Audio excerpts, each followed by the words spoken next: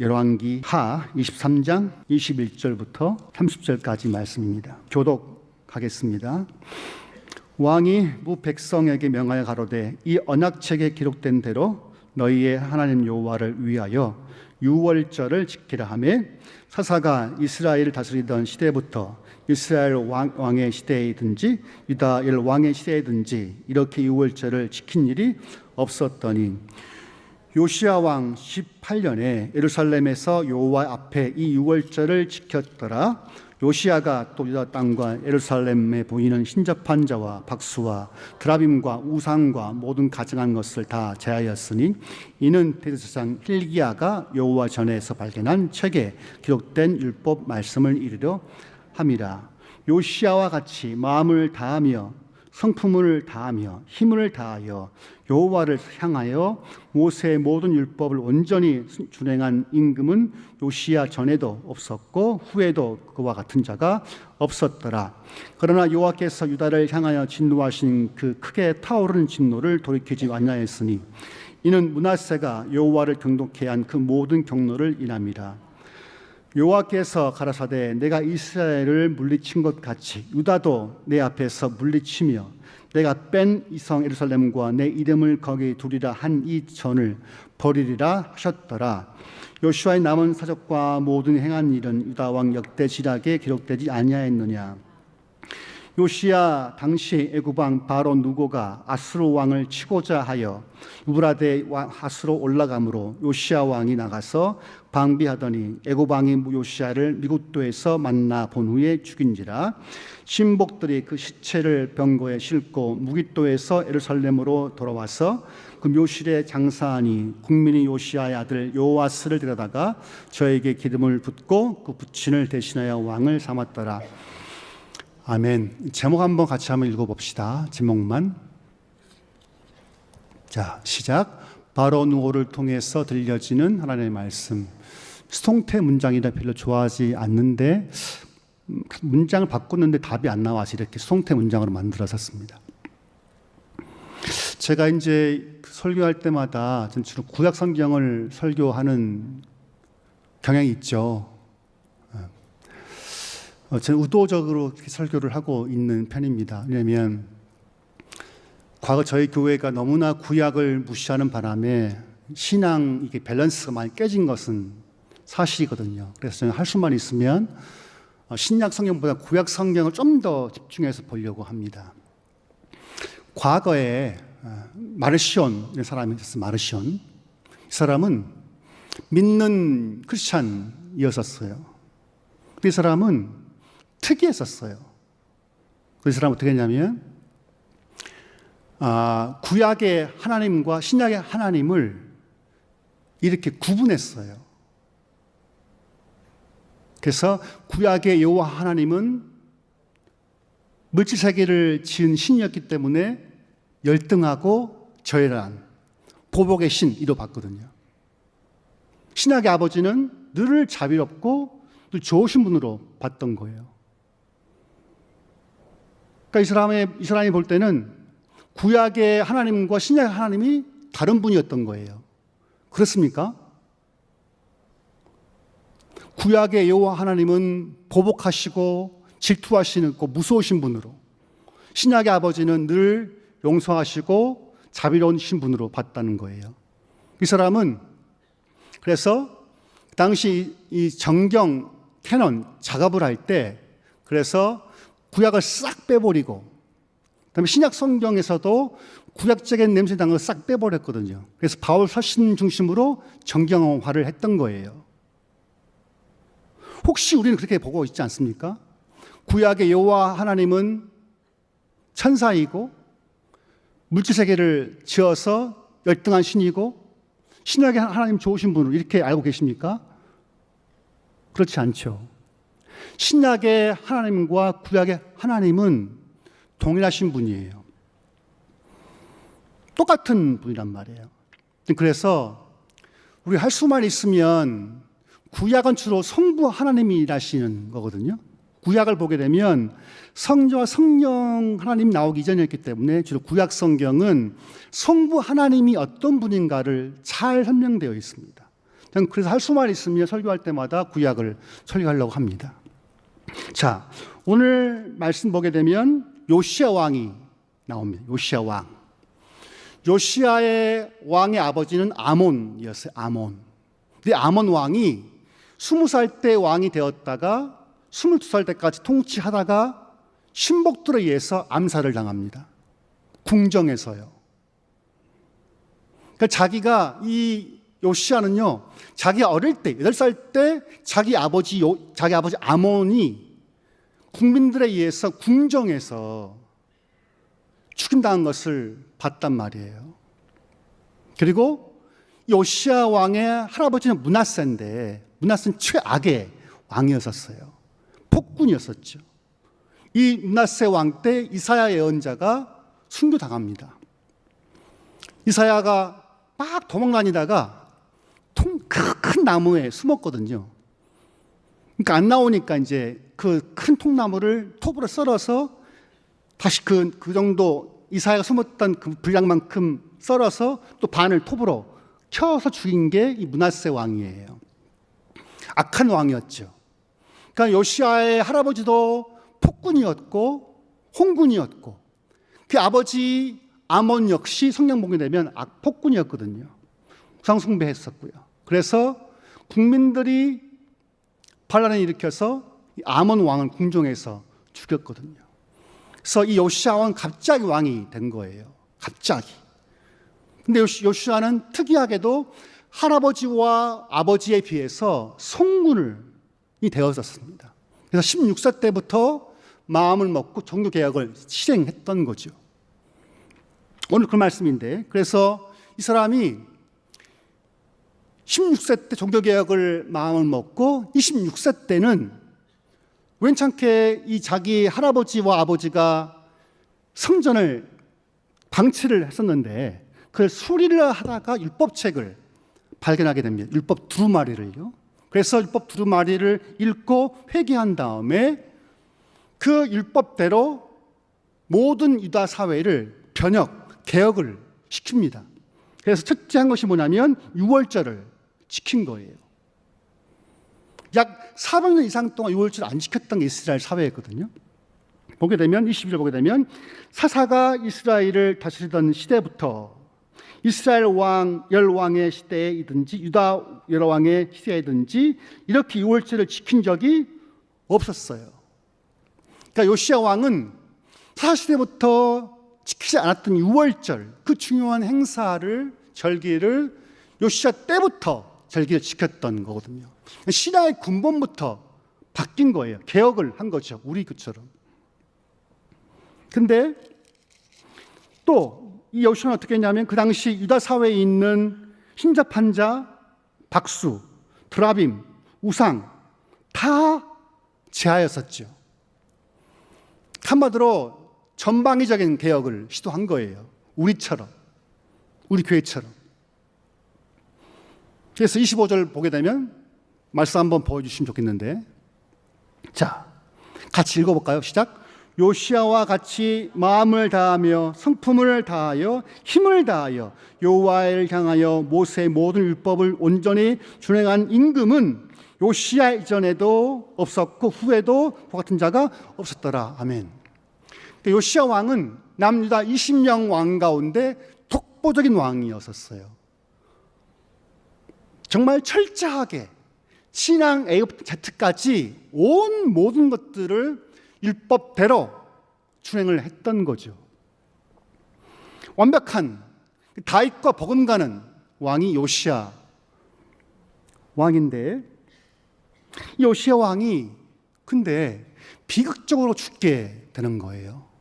놀랍게도. 사실 이렇게 말씀을 잘 지키면 그렇잖아요. 우리처럼 개혁을 시도하고 믿음으로 헌신하고 열정적으로 주 앞에 나오면 복 받아야 돼, 안 받아야 되는 거예요? 복을 받아야죠. 그렇죠. 그러면 주님의 주의를 열심히 하게 되면 내 사업 형통해야 되고, 우리 아들, 딸들은 좋은 대학 가서 좋은 직장 가고 좋은 배우자 만나는 거 그렇잖아요. 근데 이 요시야 왕은 비극적으로 39세 나이에 전사하고 말아요. 어디 나오냐면 그게 29절이에요. 보게 되면 요시야 당시에 애굽 왕 바로 누고가 아수르 왕을 치고자 하여 유브라데 하스로 올라가므로 요시야 왕이 나가서 방비하더니 애굽 왕이 요시야를 무깃도에서 만나서 본 후에 죽인지라 했다고요. 결국 위대한 종교개혁자 신앙이 훌륭했던 요시야 왕은 무깃도란 데에서 바로 누고 이집트의 왕 바로 누고와 전쟁 중에서 죽임을 당해요. 지도 준비됐을까요? 아우 감사합니다. 자 보시면 애굽 보이시죠? 이집트 그다음에 그 위에 뭐가 보십니까? 무깃도 보이죠? 이 무깃도란 지역에서 싸우는 거예요. 그러니까 즉 애굽 남쪽에는 애굽의 바로 누구란 그 왕이 저 위쪽에 있는 아시리아 가그리미스 그쪽인데 그쪽으로 올라가서 바벨론을 제지하려고 이제 올라가는 중간에 어디를 통과해야 되냐면 이 남유다를 통과해야 되거든요. 그래서 길을 터달라고 했는데 이 누고가 요시야 왕 그 말을 듣지를 않았어요. 그래서 무깃도란 지역에서 싸우다가 결국 요시야 왕이 죽고 말아. 이때가 주전 609년이었었어요. 오케이 됐습니다. 참 놀랍죠. 왜 아기는 므낫세 말했지 아까 요시야 할아버지 므낫세는요 55년간 통치를 해요. 몇 년간요? 55년, 무려 55년 동안 악한 왕이었는데 엉망진창으로 만들어놔요. 이 남유다 사회 자체를. 근데 그 왕은 이렇게 악한 왕은 무병장수했고 요시야 왕은 39살 때 그 전장에서 죽고 말아요. 저는 퀘스천이에요.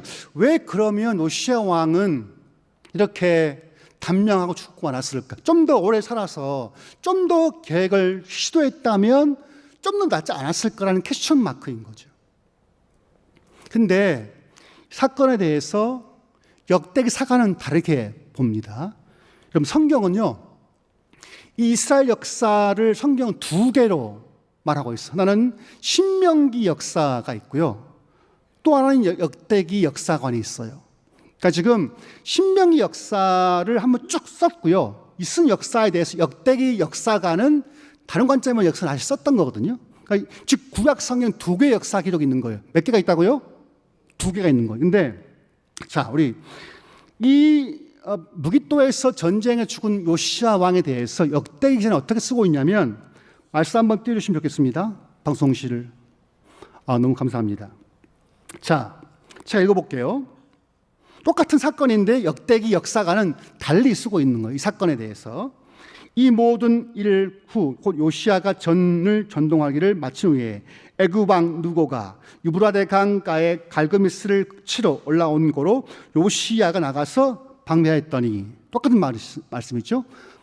이집트 바로 누고가 이렇게 올라오고 있는 상황인데 그 중간쯤에 유다가 있었기 때문에 유다가 이제 그 당시 요시야 왕이죠. 21절 이집트 바로 누고가 요시야에게 사자를 보내어 가로되 유다 왕이여 내가 그대와 무슨 관계가 있느뇨 내가 오늘날 그대를 치려는 것이 아니요 나로 더불어 싸우는 족속을 치려는 것이라 하나님이 나를 명하사 속히 하라 하셨은즉 하나님이 나와 함께 계시니 그대는 하나님을 거스르지 말라 그대를 멸하실까 하노라 하니. 자, 하나님이 몇 번 나옵니까? 몇 번 나와요? 나이 드시면 산수가 안 되죠. 3번 나와요. 3번. 하나님이 나를 명하사 속히 하라 하셨은즉 하나님이 나와 함께 계시니 그때는 하나님을 거스르지 말라 그대를 멸하실까 하노라. 몇 번 나왔어요? 3번.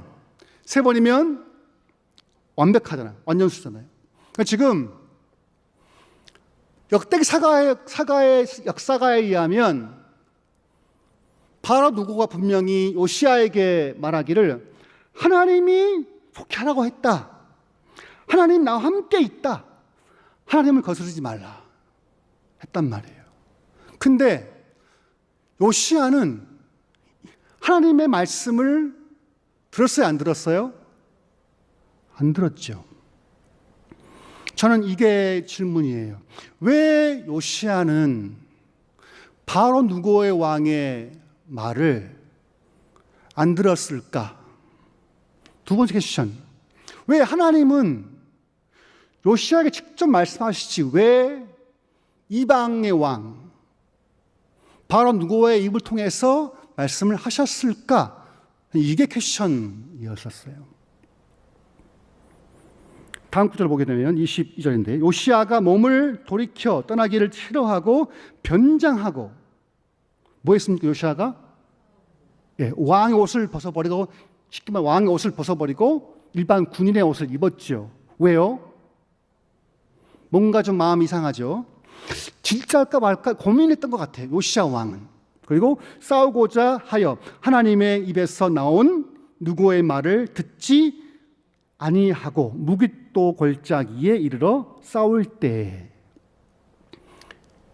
즉 역대기 사가는 신명기 사가가 기록된 그 사건들을 재해석을 했는데 핵심이 뭐냐면 핵심은 요시야가 바로 누고에게 들려주신 하나님의 말씀을 세 번씩이나 하나님이라고 했는데 말 듣지 않았죠. 근데 마음이 이상하니 캥기니까 변장해서 싸웠죠. 결 바로 누고에 의해서 요시야 왕은 39살 때 죽고 말아요. 그래서 에레미야가 예언자가 탄식을 하죠. 동시 예언자이기 때문에 탄식을 합니다. 결국 요시야가 죽은 다음에 남유다의 왕정은 급격히 쇠락합니다. 그래서 요시야 왕 이후에 요아스 3개월 통치하고 말죠. 요아킴 11년, 요아킨 3개월, 마지막 스드기야 왕 때 남유다 왕정은 바벨론에 의해서 망하고 말았습니다. 저는 생각했어요. 왜 하나님은 직접 요시야에게 요시야 왕이여 길을 터라 왜 말씀하지 않았을까요? 왜 또 요시야 왕은 바로누고에서 전달되는 하나님의 말씀을 듣지 못했을까요? 저는 이게 궁금했었어요. 왜 그랬을까요, 여러분? 잠깐 생각해봐요. 10초 동안 왜 요시야 왕은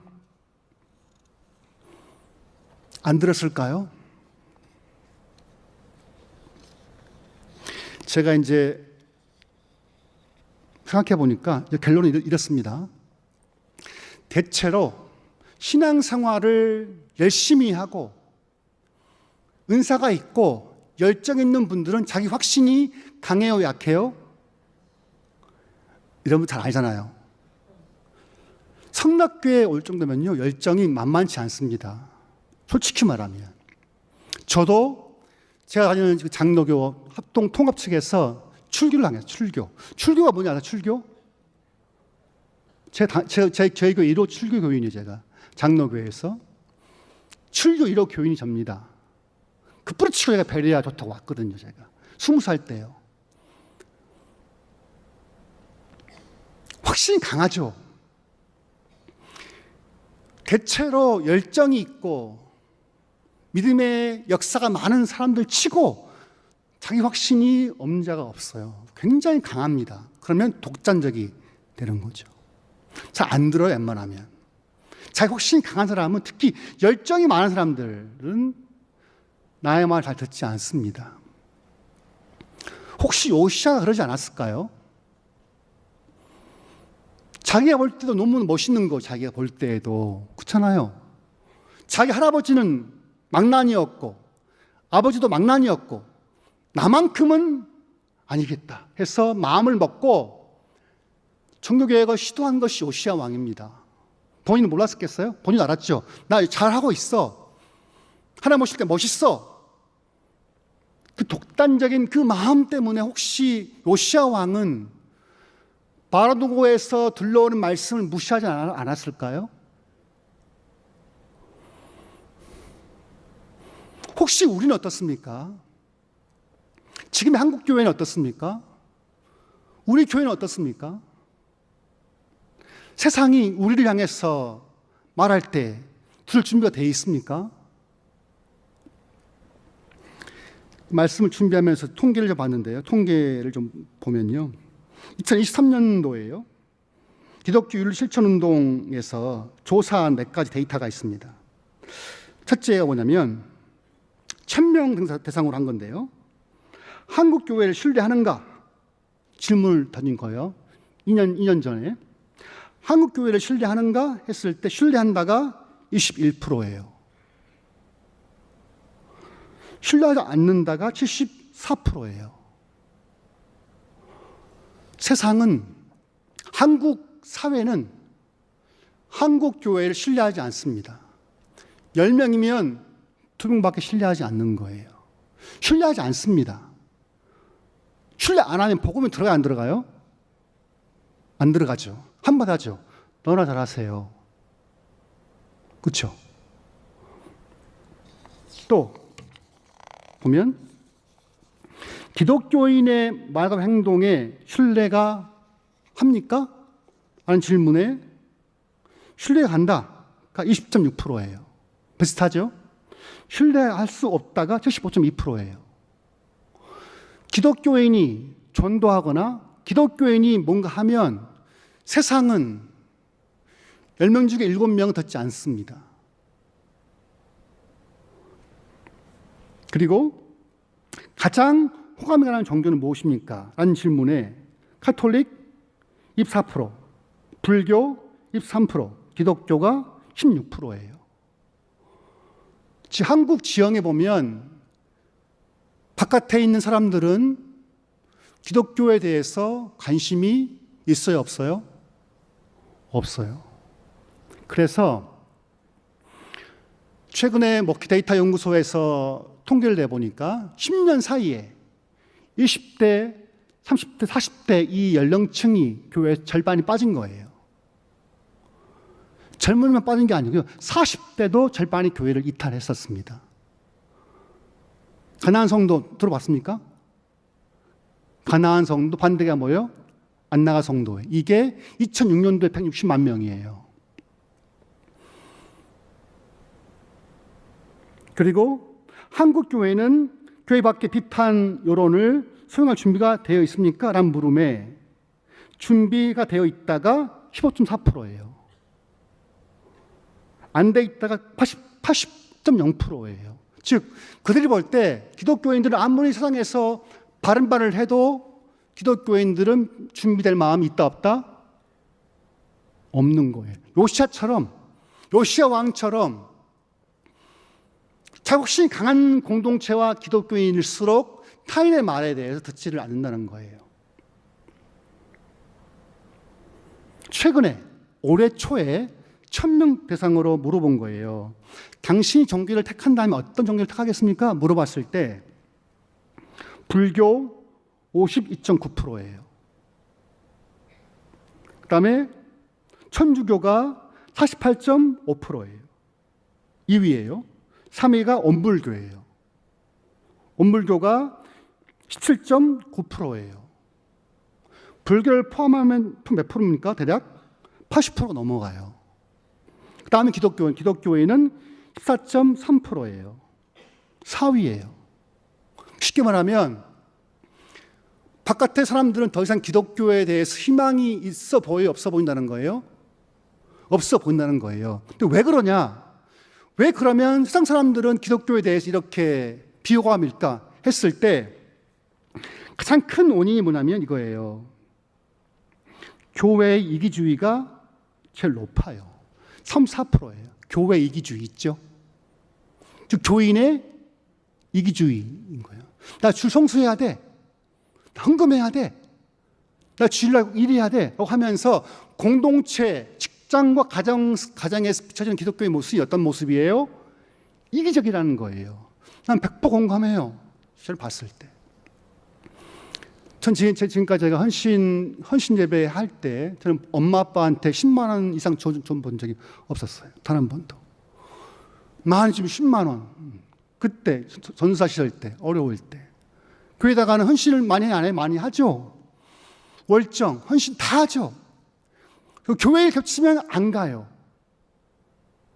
그러니까 이게 바깥에서 우리를 볼 때, 세상 사람들 우리 한국 교회를 볼 때 한국 교회인들이 뭐예요? 이기적인 거예요. 자기 입맛에 맞으면 삼키고 쓰면 뱉어버리는 게 이게 34.2%예요. 제일 높아요.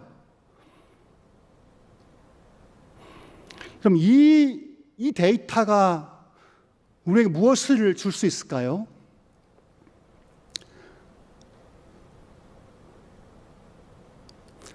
작년에 2024년도에 의하면 한국 교회에서 제일 큰 교단 두 개가 있습니다.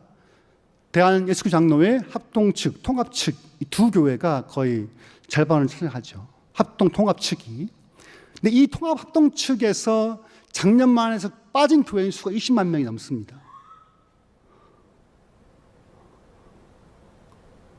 그러면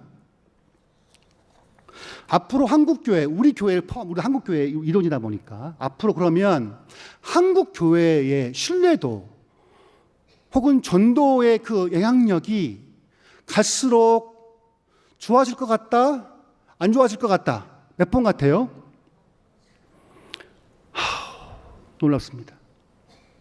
2050년 가면요, 통계에 의하면 2050년 가게 되면 한국 전체 인구 중에서 11.9%만 신앙인이 되는 거예요. 몇 프로요? 11.9%예요. 20%가 아니에요. 25%가 아니에요. 더 이상.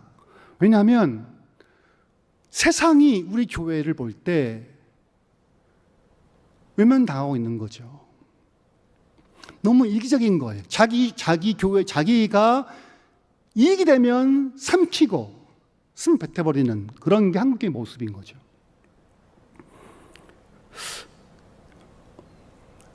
초기 교회를 한번 생각해봐요. 초기 교회 생각해 보십시오. 초기 교회는 어떻게 전도했을 것 같아요? 그럼 초기 교회가 1세기, 2세기, 4세기까지 부흥집회를 했을까 안 했을 것 같아요? 그 당시엔 부흥집회를 할 수 없죠. 왜냐하면 말하면 죽음 당하니까. 전도 프로그램 없죠.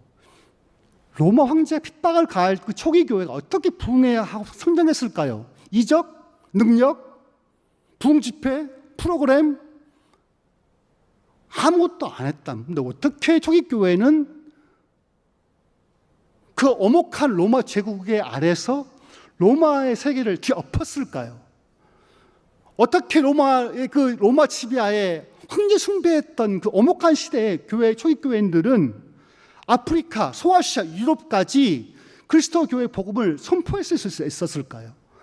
능력, 이적, 부흥회, 사경회, 철야기도 아니었다고요. 초기 교회는요, 자기 신앙을 공식적으로 표현을 못했었어요. 어떻게 했어요? 삶으로 보여줬다고요. 그들은 철저히 신분제 사회였지만 로마 사회는, 왜냐하면 3분의 1이 노예였기 때문에 그 당시는요. 근데 예수를 만나면 노예 주인이 노예에게 뭐라 불러요? 자매님 이렇게 부르는 거예요. 또 종이 주인에게 형제여 부르는 거예요. 가능한 사회예요. 로마 사회, 그 엄혹한 신분제 사회에서 교인들은 공동체 안에만 있었으면 신분을 넘어서서 노예와 노예 주인이 서로 껴안고 환대했던 거예요. 그리고 전염병이 퍼지면 그리스도인들은 도망가지 않았습니다. 남아서 죽음을 각오하고 환자를 돌봤던 거예요. 역사 자료에 의하면. 또 그 당시에 아이를 낳으면 여자아이는 다 버렸습니다. 죽였습니다. 심지어 그 당시 버릴 것도 있었어요. 여자아이 태어나면. 근데 그리스도인들은 여자아이를 안 버렸었어요. 안 버리고 여자아이도 키웠었어요. 그리고 가서 그 아이들을 빼서 키웠단 말이에요. 그러니까 그 당시에 로마 제국에 있었을 때 그리스도인들 삶을 보니까 철저히 이타적인 거였던 거예요. 자기 목숨을 버려면서까지도 환자들을 돌봤고요. 당시 문화를 거슬러 올라갔다고요. 그 삶을 보면서 로마 사람들은 두려움을 느꼈던 거죠. 어떻게 신분 사회에서 노예가 여주인에게 형제여, 자매여 입 맞추는 거죠. 동등하게 밥도 먹고. 그걸 봤을 때 로마 사람들은 그리스도인들이 두려워했던 거거든요. 그들은 뭔가 달라 했던 거예요. 제가 한개 봤어요. 오늘날 한국 교회가, 우리 교회가 왜 이렇게 위축될까? 왜 줄어들까? 기도를 덜 해서? 말씀을 덜 봐서? 붕의를 덜 해서? 아니면 헌신을 더 못해서? 세상은 그걸 요구하지 않습니다. 이거예요. 너희가 그렇게 기도 많이 했다면, 헌신했다면, 주님 앞에 열심히 있다면 삶이 바뀌어야지. 삶이 바뀌어야지.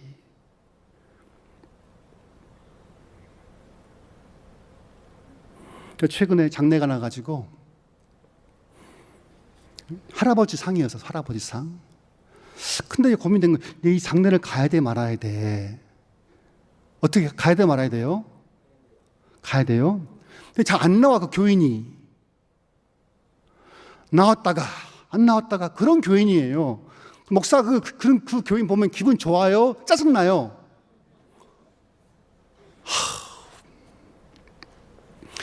고민을 많이 했어요. 가야 돼 말아야 돼. 갔어요. 또한 동시에 또 한 집인데 이쪽도 할아버지 상이에요. 가야 돼 말아야 돼요? 가야죠. 부조금을 얼마 해야 되는 거예요? 전 고민 많이 합니다. 그러면 돈은 없고 상은 많이 나니까 물어봤어요. 여보 얼마 해야 돼? 그러니까 그 사람이 얼마 하면 될지 아나? 그래서 2배를 했었어요. 후회함이 없게. 근데 뒤에 들려오는 소리가 왜 이렇게 목사님 그 부조를 많이 했어요? 많이 한 건 아니에요 사실. 많이 한 건 아닌데 많이 했어라고 말할 때 들었거든요. 좀 그런 것 같아요. 물질이 가면요 뭐가 갑니까? 마음이 가요. 사랑하면 물질이 갑니다. 안 갈 수가 없는 거예요. 여러분 세상은 우리에게 요구해요. 널 너무 이기적이야. 교회밖에 몰라. 우리를 도와주면 안 돼? 우리에게 좀 관심을 주면 안 돼? 왜 너희들끼리만 좋은 곳에만 있기를 원해? 왜 너희들끼리만 즐거워? 우리는 힘든데, 괴롭고 힘든데.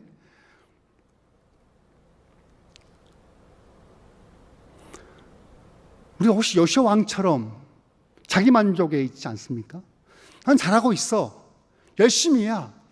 에너지도 있어.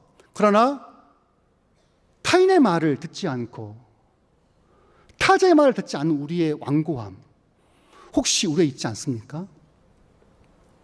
저는요 위기감이 있는 거예요. 어떻게 하면 우리가 10년 뒤에 우리 교회가 성장할 수 있을까? 성숙할 수 있을까? 어떻게 하면 5년 뒤에 우리 교회가 생존을 넘어서 성장할 수 있을까? 어떻게 하면? 그건요 제가 볼 때는 더 많은 헌신, 기도, 부흥회가 아닙니다. 아무 의미 없어요. 부흥회를 통해 우리가 바뀌지 않으면, 우리 삶이 바뀌지 않으면 아무런 의미가 없습니다. 우리가 바뀌어야 되는 거예요. 우리 언행이 바뀌어야 됩니다. 은혜 받았으면 우리 공동체만이 아니라 우리 믿는 자만 아니라 직장에서의 믿지 않는 사람들을 향해서 우리가 조금 물질을 쓸 수만 있다면, 그 친구에게 커피를 줄 수만 있다면, 그 사람이 밥 한 끼 줄 수만 있다면 마음 열 거예요. 우리는 그걸 안 해요. 고르반처럼 안 하는 거예요. 난 여러분 도전하고 싶어요. 여러분 교회에다가 헌금해야죠. 해야죠. 근데 여러분 10분의 1만 좀 더 떼서 그 물질을 믿지 않는 이웃들을 위해서 한번 해보시기 바랍니다. 이번 일주일부터 커피 한 잔, 아메리카노 한 잔만 선물해 보십시오. 바뀔 거예요. 바뀔 거예요. 우리 모두가 우리를 향해서 들려온 그 쓴소리를 핍박하게 생각하지 말고 듣고 우리 삶을 좀 바뀌었으면 좋겠어요. 좀 더 이타적인 삶, 조금 더 베푸는 삶, 손해보더라도 바보처럼 그렇게 살아갔으면 좋겠습니다. 기도할까요? 기도하실 때 하나님, 내 마음을 넓혀주셔서 내가 내 교회, 우리 교회만 아니라 다른 교회도 돌아볼 수 있는 마음을 주옵시고, 교인이 아니지만 내 삶의 현장에서 믿지 않은 이들을 향해서 물질을 심고 베풀겠사오니 나를 통하여 그리스도의 복음이 증거될 수 있는 힘달라고 다 같이 기도합시다. 하나님 아버지,